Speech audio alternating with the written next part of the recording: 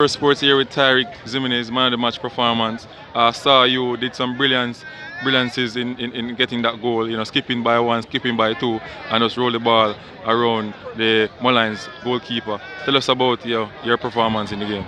Well, my performance was good. It could be better. Just need to work on that in the training sessions.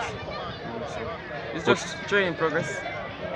Okay, so tell us a little about, you are in the under 20 team, and this performance, maybe a seal for, everybody, to believing what you can do for the national team. Well, yeah, it's a good performance to show the coach that I can do once more, but I'm not a sure. Well, I always say I want a sure player, but I'm not gonna have that in my head that I'm a sure player. I just need to work more and harder, So my teammates can see that he's working hard, so I need to work hard as well. So what the fans can see in other games coming up in the JPL and also for the national under 20. Well, quality, Thank you very much, Ximinies, and continue to do the good work. Thank you.